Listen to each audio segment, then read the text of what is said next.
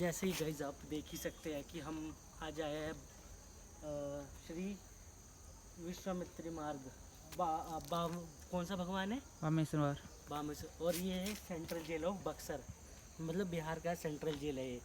यहाँ से हम अंदर जाएंगे। आज जो कैमरामैन हमारे दोस्त हमारे भाई, ये देख ही सकते हैं कि ये प्रवेश द्वार है और यहाँ से हम जाएंगे मंदिर की तरफ और ये सेंट्रल जेल को भी जाता है। अब बट आगे धीरे धीरे बताता जाऊँगा मैं और कहाँ कहाँ जाता है। जैसे कि गाइज आप ये देख ही सकते हैं कि हमें घुमाने वाले ये हमारे कज़न ब्रदर रोहन सिंह, और ये हमें मार्गदर्शन देते हुए और रास्ता बताते हुए आगे की तरफ जा रहे हैं। और ये हमें गाइड कर रहे हैं कहाँ पे क्या क्या चीज़ है। अब जेल में चले जाएगा जहाँ पर वो कैदी सब क्या कहता है। मतलब आप देख, जैसे कि गाइज आप ये देख ही सकते हैं सामने हमारा मंदिर आ ही चुका है। लगभग कुछ ही चंद पलों का इंतज़ार है। बावन भगवान है और मतलब मतलब जो बावनेश्वर भगवान है क्यों बोला जाता है? वो विष्णु भगवान का अवतार जो था ना, बावन भगवान जो वो हिरण्यकश्यप राक्षस का क्या कहता है वो नापने धरती को नापने 3 पग में नाप लिए थे, वही अवतार यहाँ पर लिए थे, तो इसीलिए इनको बावन भगवान बोला जाता है। मतलब गाइज आप समझ ही रहे हो कि कितने हिस्टोरिकल प्लेस में हम आ चुके हैं। तो मतलब गाइज आपका काम क्या है, इस वीडियो को और जितना जितना ज़्यादा शेयर कर सकते हो उतना शेयर करें।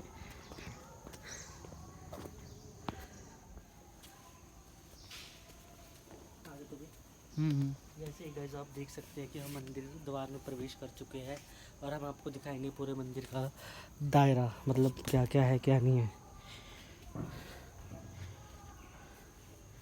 ये उनके शिष्य है बावन भगवान। और ये भगवान के बारे में मतलब क्या है क्या नहीं, जैसे मेरे को नहीं पता कि बावन भगवान मतलब कैसे किसको क्या बोला जाता है, तो आप वो थोड़ा बताएंगे।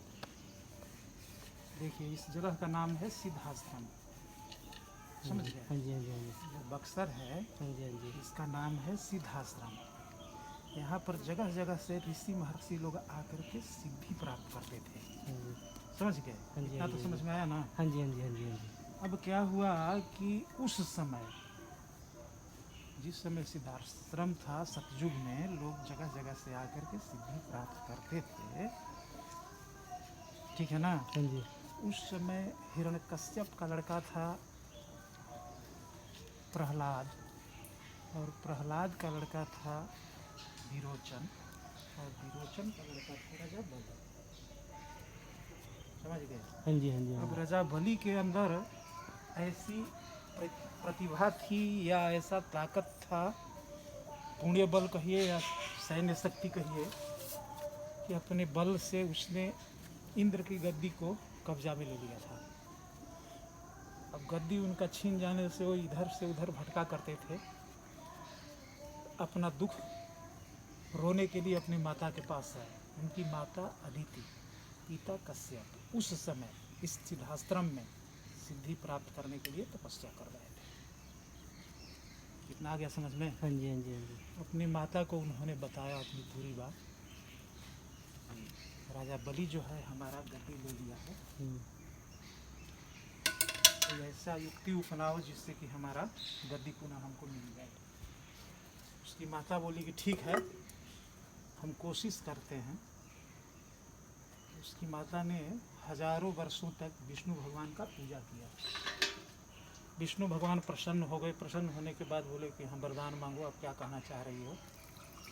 तो बोली के रूप में जब अवतार लिए तो देवताओं को पता चल गया, ऋषियों महर्षियों को पता चल गया कि यहाँ पर कोई विशिष्ट शक्ति जो है जन्म ले लिया है। अब उनका दैत्यों का गुरु था शुक्राचार्य, उसको भी पता चल गया, वो भी तो पहुंचा हुआ संत था। हाँ जी हाँ जी हाँ जी।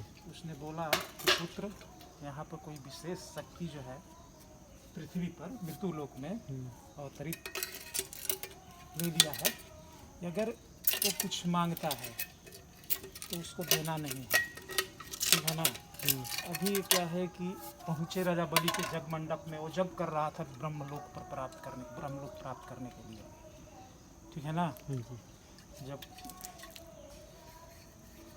देखा इनको तो देख रहा है कि भाई ये तो सूर्य के समान चमकीला है, ये कहीं सूर्य भगवान ही तो नहीं आ गए। पूछा कि हाँ आप कौन हैं, कहाँ से आए हैं, आप क्या चाहते हैं?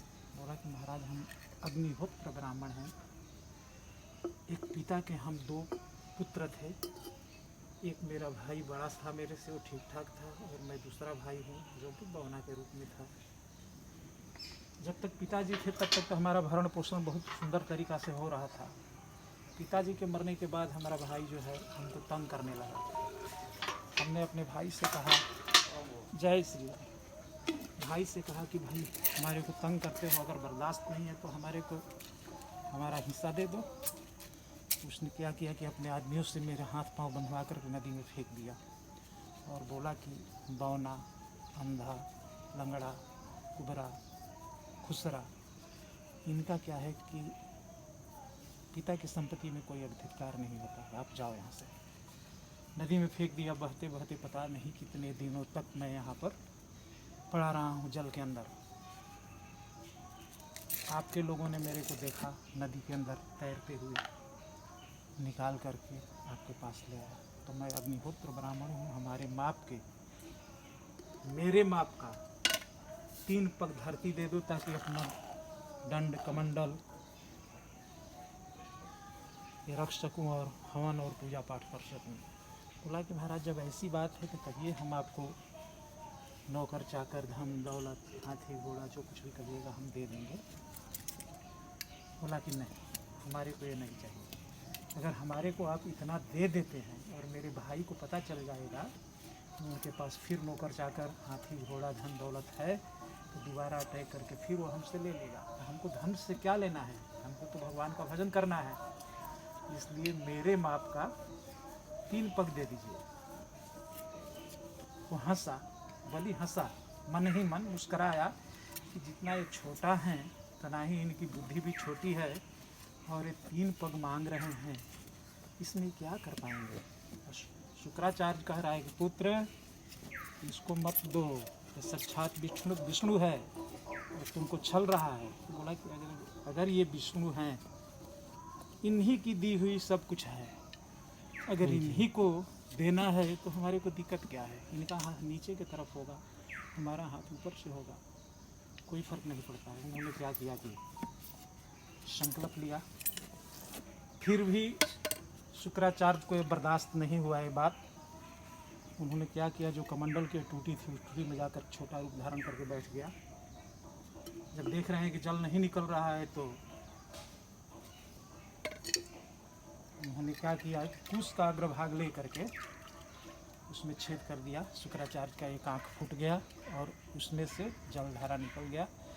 संकल्प लिए। संकल्प लेने के बाद क्या हुआ, संकल्प हाथ पर लिए, मैंने वो दिया बलि और इन्होंने लिया, और इसके बाद झुक करके जैसे ही प्रणाम करना चाहा, प्रणाम किया। शुक्ल पक्ष के द्वादशी के दिन त्रिमोहानी मेला लगता है, ठीक है ना।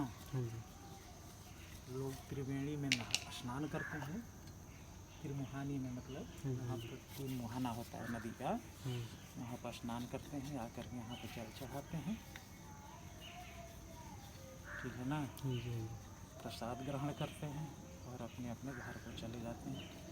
तो भाद्रपद शुक्ल पक्ष के द्वादशी के दिन होता है। जैसे कि गाइज आप ये देख ही सकते हैं कि जैसे हमने पंडित जी से पूछा ये मतलब 52 भगवान और 52 अवतार के बारे में, उससे पहले सबसे बड़ी बात ये कि ये क्या था, ये ताड़िका जहाँ पर रहते थे वो प्लेस था यहाँ पर। मतलब ताड़िका राक्षस रावण जो रामायण में दिखाया, जो ताड़िका को मारे थे राम जी, वो यहीं पर रहते थे, यहीं पर उनको उसका संहार हुआ था। तो मतलब समझ ही सकते हो गाइज आप, ये कितना पुराना ये वन है, ताड़िका वन। इसको ताड़िका वन से भी जाना जाता है। और ये है तो गाइस जैसे कि मैंने आपको बताया है कि ये बिहार का सेंट्रल जेल है, और ये वो कोर्ट है जहाँ पे मतलब अंग्रेज़ों के समय में पनिशमेंट दी जाती थी और सजाएं सुनाई जाती थी। और ये वो है, और जैसे कि आप आइए हमारे साथ आगे हम आपको दिखाएंगे जहाँ पे सज़ा दी जाती थी कैदियों को, और वो जगह भी दिखाएंगे जहाँ पे फांसी दी जाती थी। तो जैसे कि गाइस आप ये देख ही सकते हैं कि ये है वो जगह जहाँ पे फांसी दी जाती थी कैदियों को, मतलब आप समझ ही सकते हैं कि हम कहाँ पे खड़े हैं गाइस। ताड़का भवन, 52 अवतार भगवान का भवन और सेंट्रल जेल और बहुत सारे नाम है इस जंगल के। मतलब हम एक्सप्लेन नहीं कर सकते इस जंगल और में, यहाँ इतने राज है इस जंगल में। फांसी का रस्सी यहीं से जाता है हाँ। इंडिया में पूरे जगह। और सबसे बड़ी बात, जो इंडिया में जितनी भी फांसी होती है जो उसमें रस्सी बनती है वो यहीं से जाती है। तो आप समझ सकते हो अब।